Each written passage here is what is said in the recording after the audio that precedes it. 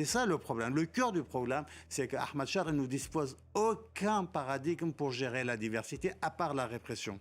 Il faut dire d'une manière objective et factuelle, hein, les Kurdes considèrent la nouvelle armée de la Syrie comme une autre version de Daesh. Oui, moi, en tant que chercheur, bien évidemment, je fais la différence. Est-ce qu'on a vraiment sécurisé les Daesh français, mais moi, j'y crois pas. Ouais. Et je vais vous donner quelques chiffres précis. Ouais. Au-delà de la présence de à peu près 50 000 personnes dans ces camps et dans ces prisons. Oui, c'est gigantesque. Voilà, là. Exactement, ce n'est pas des petites prisons ou des petits camps. Il y a à peu près 50 000.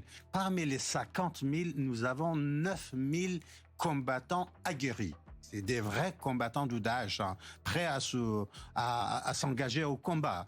Et sur les 9 000 combattants, on a, les chiffres que j'ai, 5 400 Syriens, 1 550 Irakiens, et le reste, ça veut dire 12 050 des autres nationalités, 60 nationalités, y compris bien évidemment les Britanniques, les Allemands et surtout les Français. Et Ahmad Shar, par son intelligence, son pragmatisme, a réussi à mobiliser les réseaux saoudiens, qataris, turcs pour se faire accepter. Aujourd'hui, Ahmad Shar n'a jamais quitté l'islamisme, le djihadisme, il a juste quitté Al-Qaïda et Daesh. Autrement dit, aujourd'hui, on est vraiment dans le processus de la formation de ce que j'appelle la République islamique de Syrie, sans le nommer.